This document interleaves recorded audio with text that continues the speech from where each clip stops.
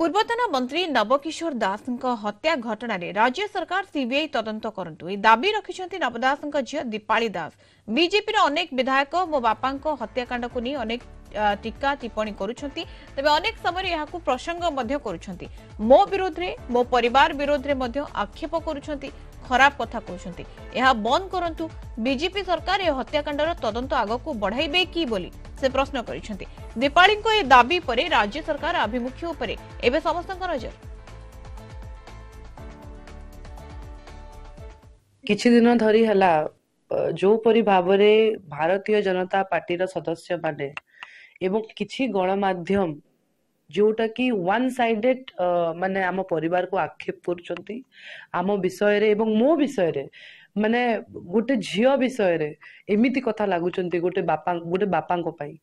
तो यह मो परिवार को बहुत गोटे मानसिकतार माने आमे गुजरुछु गोटे मेंटल टॉर्चर भलिया हेची। मो बापा को बहुत भल पाए एवं मो परिवार उपरे एवं मो उपरे एमिति कथा से मानको लागिबा न कथा।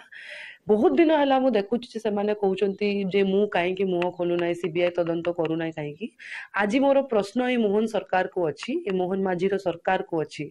जे आजी कोन ए मोहन माझीर सरकार मो बापा तदंत को आगू बढ़ेब कि जो माने विधानसभा रे दी थर ए प्रसंग को उठाइतिले एवं से समय रे निजे सीएम सर कहितिले जे एको करा जीवो कहिकी। तो आजी पर्यंत 7 रु 8 मास बीती गलानी आजी पर्यंत आम परिवार को कौनसी प्रकार अप्रोच माने पुलिस तरफ रु काहे कि आसी नाही। आजी पर्यंत काहे कि ए मोहन माझीर सरकार मो बापा तदंत को आगू बढ़े नाही।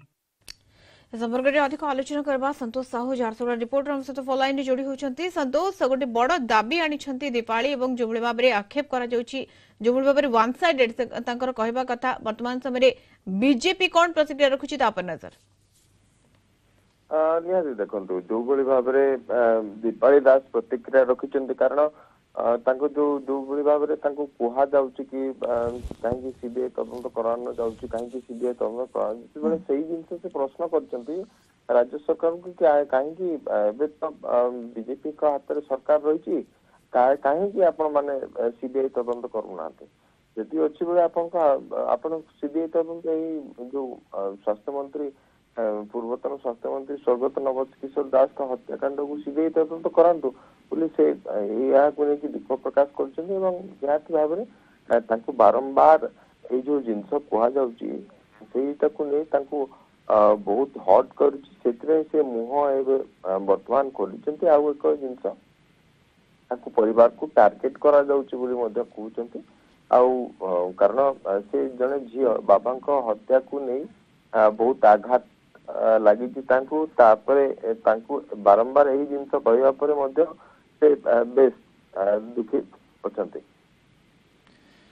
किंतु प्रश्न परे प्रश्न वर्तमान समय संतोष दीपाली मुहर एवं मनरे मध्य ये चित्र ही बयान करछि निहाती वर्तमान एवं प्रश्न उपर प्रश्न रहुछि कारण जो भली भाव में आक्षेप करा जाउछि वर्तमान घटना नुहे नवदास मृत्यु पर बारंबार यही दाबी उठी आसुला बीजेपी पक्षर उठी आसुला जो समय बीजेडी सरकार थिला से समय कहा जाउथला कि सीबीआई तदंत करा जाउ तो वर्तमान एबे जो रही विधानसभा रे मध्ये दुई जन विधायक जहाँ दीपाली दास को कहवा अनुसार दुई जन विधायक मध्ये